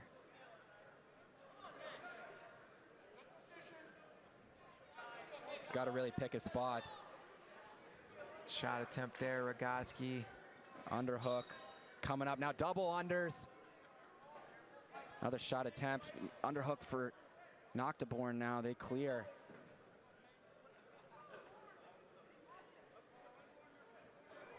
Oh, in on the hits is Noctor. He's gonna close to the takedown. Switch attempt for Rotski. They're gonna give the takedown with the double leg. That's gonna make it 4-4. A lot of time left in this match. Rotski hits Rotski over. wrestles right back into him. Rotski is just, I mean, man, he is so unconventional, and you might feel like you're in pretty good position, but he might tell you otherwise. Man, big takedown for Noctor to tie the match. You got to think he was probably thinking too, just to cut him. At that point, with over a minute to go, and Rotski just didn't stop wrestling. Now Rotski with that power half, not getting really any pressure from it yet. Now putting Noctor in the position that he chose not to go to start the period. Yeah. Yeah, Noctor didn't want to be underneath, and now he finds himself there. He's going to have to figure out a solution. Down to his final 36 seconds left as they stalemated. Big stalemate there for Noctor. Give him a fresh start. Think about what he's going to do here. He's got to prevent that leg coming in off the whistle. That's what's giving him the most trouble here. Now Rotski dropping to the ankle. Got thigh pride. Yep, opens up the door. Throw that leg in. Rotski still hanging on. Gets the leg out now. Rotski brings him back down. Just 20 to go.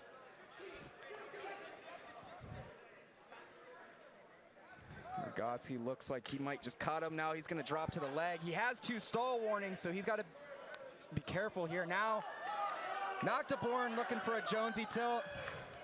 Not much time to work for it, though, and that's going to do it. 6-4 Ryder Rotski. It's going to be your 182-pound Super 32 champion. Second year in a row. Two-time champ Ryder Rotski. Now we're going to head up to 220 pounds with that medical forfeit at 195. We got Hayden Walters.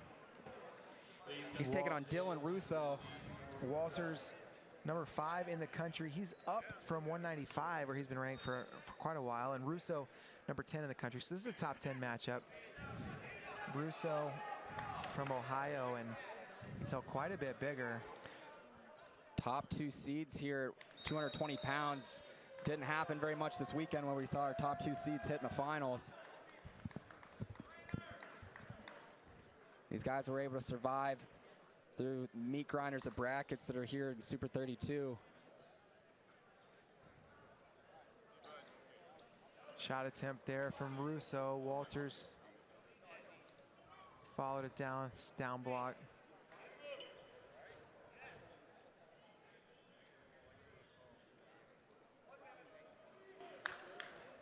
I like the shoes that Walters has on. Some legit inflicts. These things probably cost him a pretty penny, probably worth like 800 bucks. No kidding. Yeah, so shot attempt from Russo. Bringing nice the nice shoes re-attack. out here for Super 32 finals. Good re-attack there from Walters. Tight whizzer though by Russo. A lot of pressure on that shoulder. A lot of pressure on the knee of Russo as well. So good stoppage there.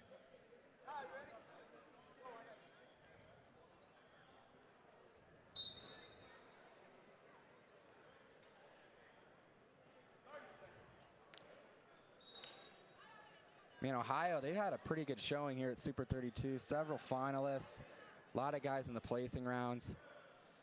yeah, definitely good stuff. Oregon has been solid. We saw Lamer earlier. And Walters looking for a takedown here. He's locked on this single leg.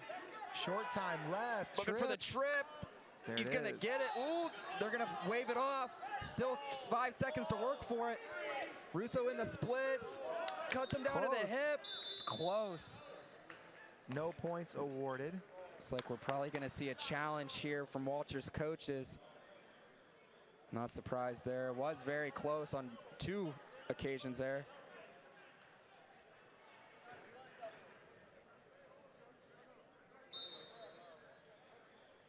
So we're gonna go to the review with our head official after he finds out what exactly he's gonna be looking for. What'd you think there, David? I mean, you know, the split second where it looked like he had control. I wouldn't be surprised if they overturn this, but also, you know, it was close. And sometimes when it's close, you're not going to see that get overturned. Sometimes it's all up to like the opinion of each official too, like what they think is 2 and what is not necessarily control. Yeah. But I thought actually he was much closer on the second attempt at the end of the period than the first one.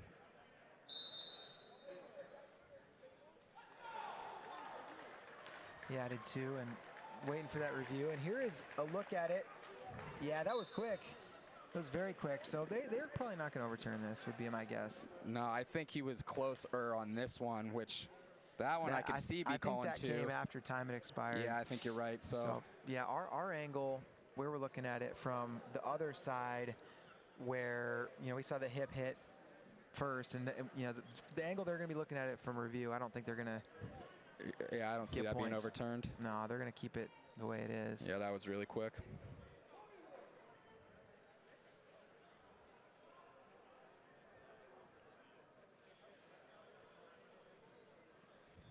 One thing I noticed about Hayden Walters, he chews gum during the match. And you see that from time to time, but... I don't know that I've ever seen that. Really? Yeah. No, it's, you'll see it every once in a while, but... Wow, that is actually interesting. Yeah. Good multitasker, I guess. Oh, yeah. It's going to take him far. Yeah. And Walters committed to Michigan. Going to be interesting to see if he's headed up to heavyweight or thinking about 197. Yeah, with Mason Paris in his last year. Yeah. Walters has been at 195 for most high school competitions, so the move up to 220 makes me wonder if he's just not going to cut weight this year or if he's really thinking about putting on size for heavyweight. He's pretty tall. Yeah, he's got a pretty good build to grow into by the looks of it. Dylan Russo headed to Oklahoma. Gonna be a Sooner.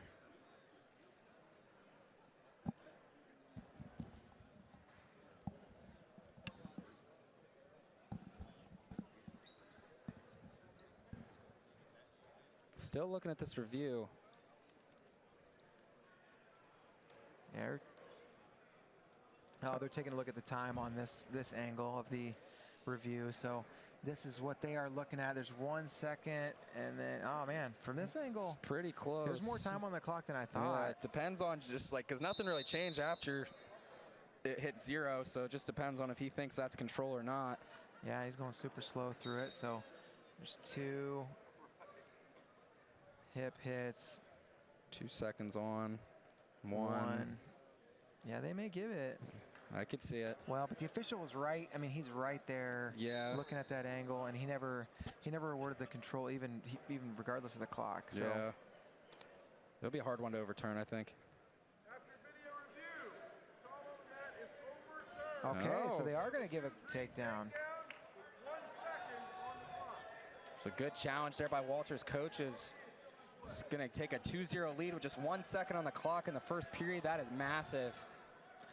Getting a note from our man back home, Christian Piles, famous gum chewer for Oklahoma State, Dallas Bailey. Oh, really? Yeah, you'll see it. You'll see it every once in a while. Not a ton. I'm going to have to start paying attention. Yeah, it's not real common, but it does happen. All right, so 2-0 Walters, good challenge, and more productive than the last challenge we saw from the Crescent Valley corner, but this one got it done. You win some, you lose some, as they say. That's right. Walters turns, faces, he is out. It's 3-0.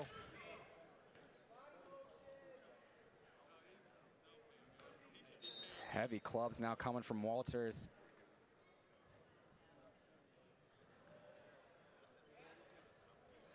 Another guy we're really, from what I can remember now after that long challenge, another guy was really close to a score in that first period prior to that late takedown that was awarded. So we'll see if Russo's able to put any offense together. Yeah, Walters really tough to score on. Very long, hard to get to his legs. He's had some great wins throughout his high school career. He's certainly the favorite here, and he's showing it. The ball's now in Russo's court. If I was Russo, that's where I'd want it. That's where he won it.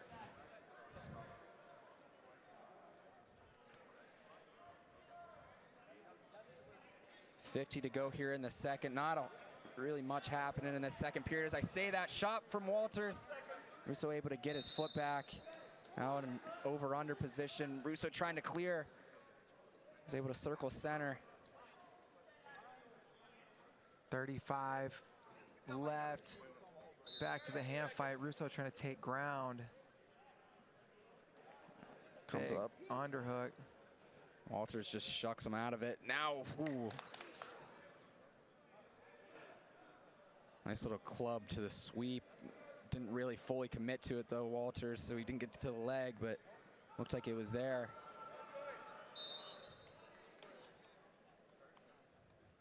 Just 5 seconds to go. See what Russo's choice is in the third. Bottom makes sense. Escape takedown. That would indeed tie it. Walters is pretty tough on top. Maybe not surprising after having watched his teammate Dashiell Lamer put on a ride. Yes, we'll see if Russo is able to win that battle underneath here.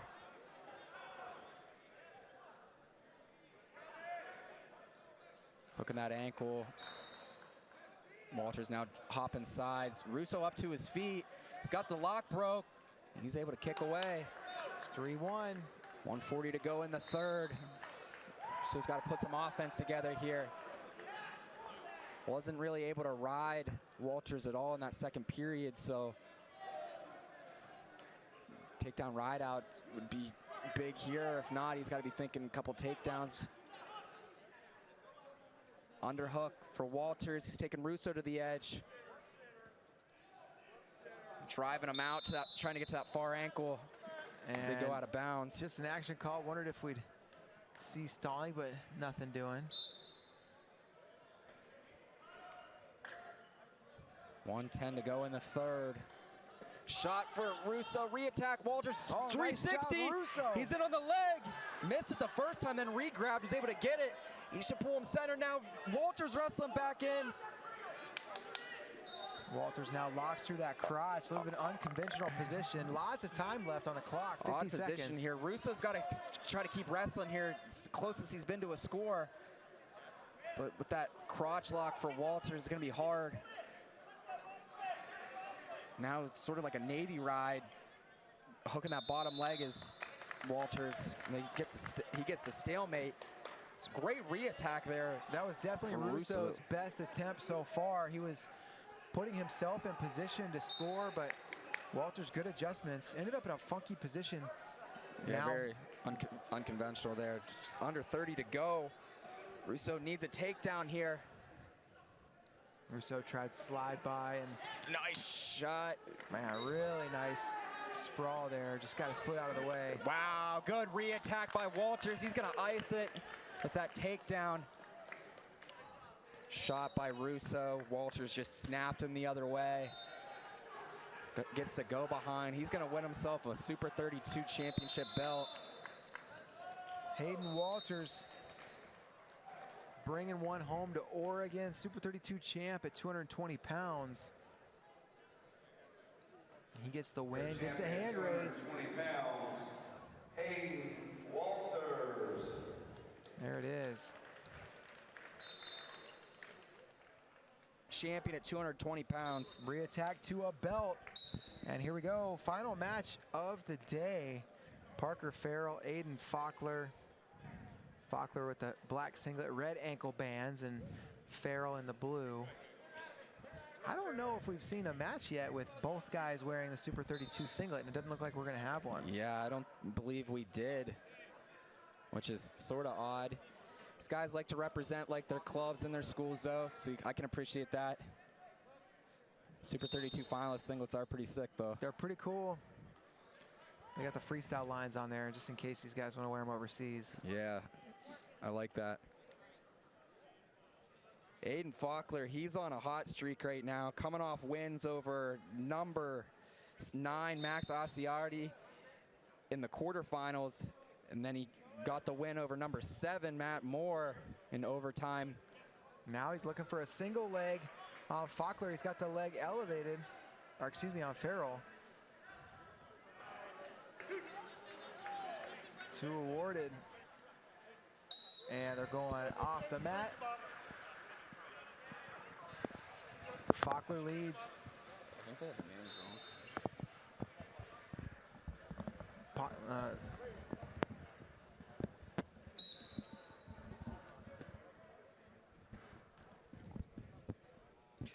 So up to his feet, gets the escape.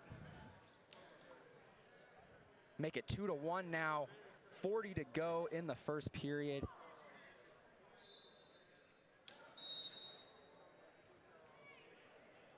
Now back to a shrug. It's Fackler close to the takedown.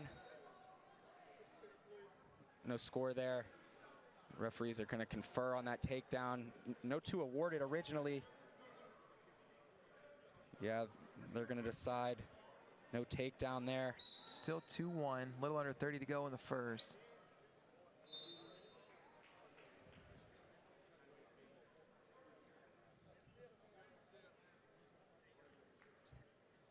Clearing ties now.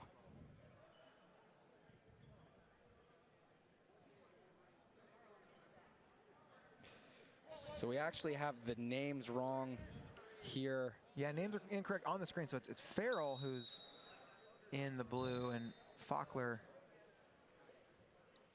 In the green.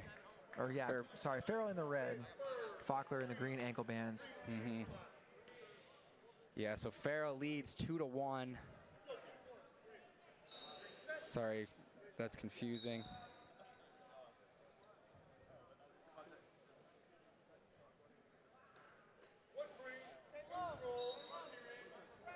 Two to two now with the escape for Fackler.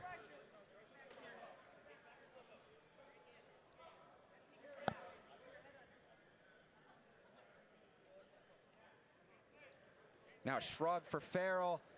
Fackler trying to square up with him. He's gonna pick up the takedown as Frehll take a 4-2 lead. 1:30 to go in the second.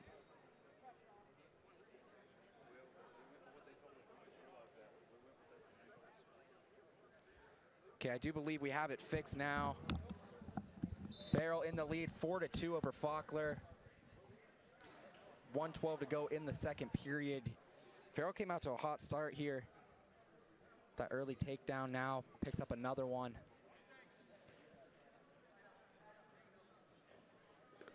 Sit out attempt for Fackler, but they go out of bounds before he's able to clear his hips. 58 to go in the second.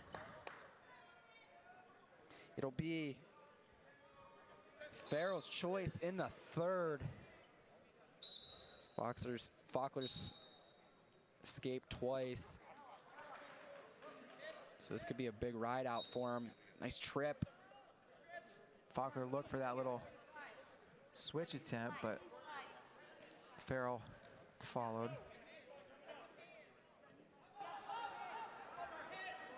Little double thigh pry now. Chop to the left side.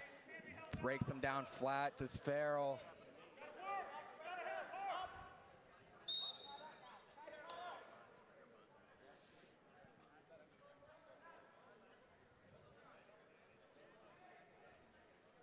Under 20 to go here in the second. Not much movement coming down underneath from Fackler.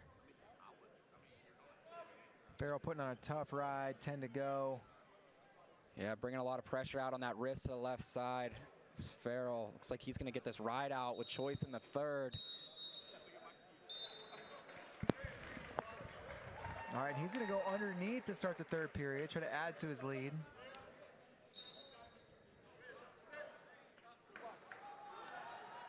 See what Fackler has on top. Frehll up to his feet. He's just gonna cut away, make it 5-2 now. Fackler in that semifinal, he showed a lot of really good offense against Moore in a 3-1 sudden victory. It was him on a lot of the attacks, but hasn't been able to get to it yet this match. He's gonna need a couple takedowns or a feet to back to get himself in this one. As he trails by 3. 90 seconds to go, and he's coming forward with that big underhook.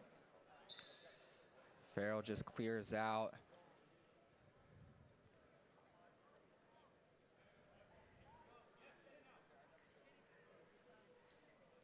No, nice single leg there for Frehll, and he's gonna cut to the double leg. Fackler looking to roll him through. Frehll's able to pick up the takedown. 7-2 now for Frehll, and man, great heavyweight single. Didn't have to hit a knee. Didn't even get close to hitting a knee. That's the best kind. Yep. Especially with these upper weights. Putting yourself underneath guys on the mat makes it a lot harder. Just taking that weight, if you're able to just step into your single legs, high singles or high crotches or high doubles, a lot easier finishes. Yeah, good stuff. 30 seconds to go, and Fackler with no real path to getting out from under except for the end of the match.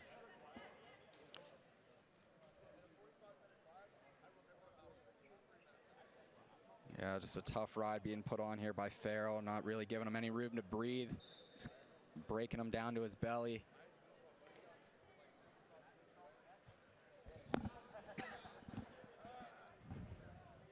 And that's gonna do it for 285-pound final.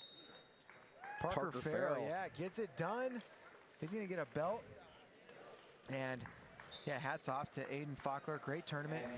A couple of upsets, but it's Parker Frehll getting it done. He's getting the hand raised, and here comes the belt.